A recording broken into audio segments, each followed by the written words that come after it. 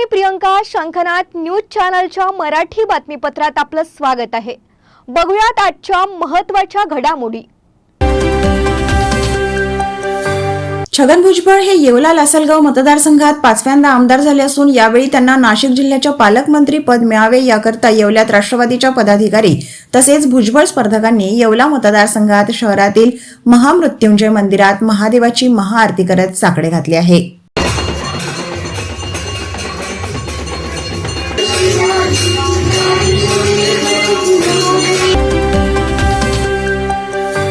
पहिल्या बायकोचा मृत्यू झाल्यावर दुसरीशी लग्न केले, तिला सुद्धा अंधारात ठेवून तिसऱ्या तरुणीशी लग्न करून तिच्यावर सातत्याने बलात्कार केला.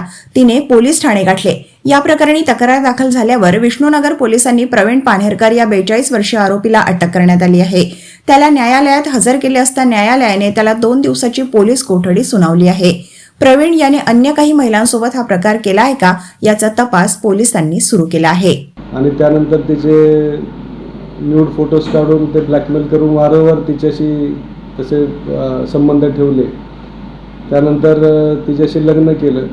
पण वास्तविक याच्या पाठीमागं त्याचं पहिलं लग्न झालेलं होतं. त्याची पत्नी पहिली मयत झाल्यानंतर त्यानं दुसरं लग्न केलं आणि दुसऱ्या पत्नीशी त्याने डिवोर्स न घेता देखील त्याने ह्या महिलेशी लग्न केलं आणि तिची फसवणूक केली म्हणून त्यांनी तक्रार दिलेली आहे. वंचित बहुजन आघाडीच्या वतीने राज्यभरात ईव्हीएम विरोधी जनआंदोलनाची हाक देण्यात आली आहे. स्वाक्षरी मोहिमेपासून सुरुवात करून टप्प्याटप्प्याने हे आंदोलन तीव्र करण्यात येणार आहे. विधानसभा निवडणुकीच्या पार्श्वभूमीवर रविवारी पुणे येथे झालेल्या राज्य कार्यकारिणी बैठकीत हा निर्णय घेण्यात आला असून 3 डिसेंबर ते 16 डिसेंबर पर्यंत राज्यात ईव्हीएम विरोधी स्वाक्षरी मोहीम राबवण्यात येणार आहे. वंचित बहुजन आघाडीचे राष्ट्रीय अध्यक्ष ॲडव्होकेट बाळासाहेब आंबेडकर यांनी व्हिडिओच्या माध्यमातून राज्यातील मतदारांना ईव्हीएम विरोधात स्वाक्षरी मोहिमेत सहभागी होण्याचे आवाहन केले आहे. ईव्हीएमच्या विरोधात न्यायालयीन लढाई सुद्धा ते लढत आहेत. वंचित बहुजन आघाडी यावेळेस खातं उघडणार होती, परंतु या ईव्हीएममुळे खातं खोललं नाही अशी परिस्थिती आहे. तमाम मतदारांना माझं आव्हान आहे की आम्ही सह्यांची मोहीम सुरुवात करतोय वंचित बहुजन आघाडीच्या वतीने की ईव्हीएम नको आणि घोटाळा झालाय. मी तमाम मतदारांना आवाहन करतो की आपण ह्या सह्यांच्या मोहीममध्ये सहभागी व्हावं. भिवंडी शहरातील वेताळापाडा येथील बांधकाम कार्यालयासमोर महाराष्ट्र राज्य बांधकाम कामगार फेडरेशन हायटेक यांच्या वतीने कार्यालयासमोर धरणे आंदोलन केले आहे.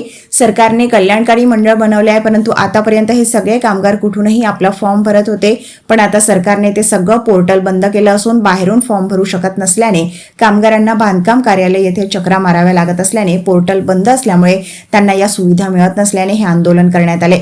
या सुविधा लवकरात लवकर सुरू करण्यात याव्या त्या विरोधाला हा मोर्चा काढण्यात आला. आणि मग कामगारांना जे आहे ते लेबर ऑफिसला चक्रा मारायला लागतात. त्यांना त्या बाबतीतलं फार ताप होतोय या सगळ्या गोष्टीचा.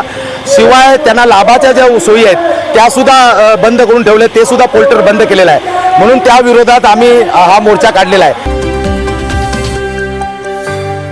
बुलढाणा जिल्ह्यात चिखली तालुक्यातील अंचरवाडी येथे आकाशातून एका मोठ्या फुग्याला बांधलेले यंत्र पडलेलं दिसून आलं. अंचरवाडी येथील शेतकरी गावातील संजय सीताराम परिहार यांच्या शेतात हे यंत्र पडले होते. सकाळी संजय परिहार यांचा मुलगा अविनाश परिहार आणि चुलत भाऊ वैभव परिहार हे कामानिमित्त शेतात गेले होते. यावेळी त्यांना मोठ्या फुग्याला जोडलेले हे यंत्र दिसून आले. या यंत्राची माहिती मिळताच पोलीस आणि महसूलचे कर्मचारी दाखल झाले. हे उपकरण हवामान खात्याने सोडले असावे असा प्राथमिक अंदाज व्यक्त करण्यात आलाय. मात्र त्या उपकरणावर कोरियन भाषेत मजकूर असल्याने गूढ वाढले आहे. ते हवामान यंत्र दैनंदिन उपयोग येणारे असून हवामान विभागाकडून सोडण्यात येत असते, त्यामुळे नागरिकांनी अफवांवर विश्वास ठेवू नये असे आवाहन जिल्हा आपत्ती व्यवस्थापन अधिकारी संभाजी पवार यांनी केले आहे. नागपूर हवामान विभागाकडे पाठवण्यात आला. त्यांनी सांगितल्यानुसार सदर यंत्र हे हवामान विभागाकडूनच सोडण्यात आलेलं असून ते एका संगणकीय प्रणालीला जोडलेलं असते आणि त्याचा यूज एकाच वेळेस होतो. नागरिकांनी या संदर्भात कोणतीही अफवावर विश्वास ठेवू नये असं आवाहन करण्यात येत आहे. राज्यात केंद्र पुरस्कृत योजनेअंतर्गत पशुगणनेला प्रारंभ झालाय. चोपडा तालुक्यात 25 नोव्हेंबरपासून पशुगणनेला सुरुवात करण्यात आली आहे. 28 फेब्रुवारीपर्यंत ही गणना सुरू राहणार आहे. यासाठी शासकीय खासगी कर्मचाऱ्यांची नियुक्ती करण्यात आली आहे. प्रत्येक गावात पशुमालकांच्या घरी जाऊन संपूर्ण माहिती ॲपमध्ये संकलित करण्यात येत आहे. पशुगणनाबरोबरच पशूंना टॅग लावण्याचे काम देखील सुरू आहे. आतापर्यंत चोपडा तालुक्यात 70% पशूंना टॅग लावण्यात आल्यात. येणाऱ्या काळात देखील पशुगणनासोबत पशूंना टॅग लावण्याचं काम सुरू राहणार असल्याचे पशुवैद्यकीय अधिकारी श्वेता यांनी सांगितले आहे. आणि त्याच्यासाठी त्यांनी लाईव्हस्टॉक सेन्सस 2024 नावाचं एक ॲप बनवलेलं आहे. त्या ॲपमध्ये ते ही माहिती ऑनलाईन ते फीड करणार आहे. त्याच्यामुळे आपल्याला पूर्ण तालुक्याचा एक कलेक्टिव्ह डाटा फेब्रुवारी महिन्यामध्ये भरेल आणि तेव्हा 28 फेब्रुवारीपर्यंत आपली ही पशुगणना चालू. गणेशोत्सवापासून आतापर्यंत तेलाचे दर झपाट्याने वाढले आहेत. सध्या मार्केटमध्ये सूर्यफूल तेलाचा 15 किलोचा भाव 2280 रुपये, पाम तेलाचा 2180 रुपये तर सोयाबीन तेलाचा भाव 2050 रुपये आहे.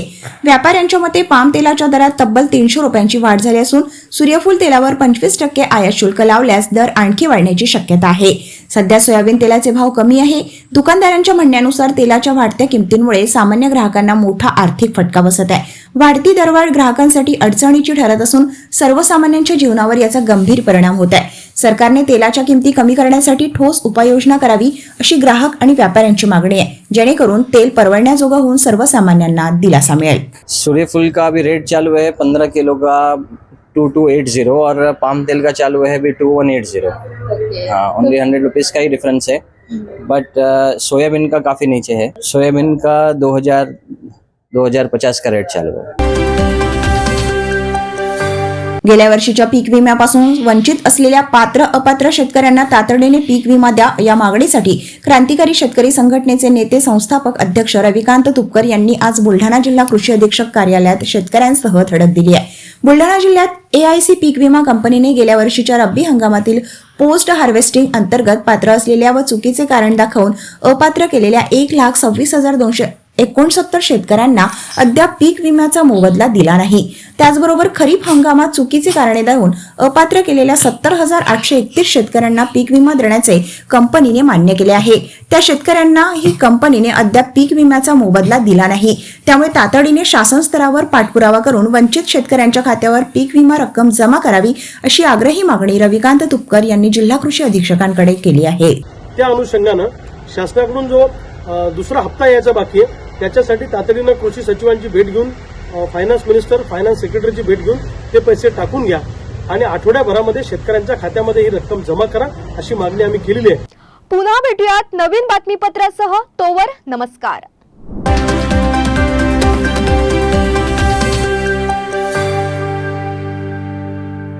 क्या आप भी चाहते हैं जटिल रोगों पर विशेष रूप से आयुर्वेदिक उपचार? तो मिलिए 77 वर्षों से आयुर्वेद सेवा में लगी हुई शिवशंकर आयुर्वेदिक एजेंसी. अनुभवी वैद्य डॉक्टर, सभी प्रसिद्ध कंपनियों की दवाइयाँ और सभी प्रकार की जड़ी बूटियों और रोग प्रतिकारक शक्ति बढ़ाने के लिए कई प्रकार की दवाइयाँ प्राप्त करने का एकमात्र विश्वसनीय स्थान. हमारे यहाँ सभी प्रतिष्ठित कंपनियों की दवाइयाँ उपलब्ध है. समय सुबह 10 बजे से रात 9 बजे तक. तो फिर इंतजार किस बात का? महाजन मार्केट के पास टेम्पल बाजार रोड, सीताबर्डी, नागपुर. 8605245080 9112079000.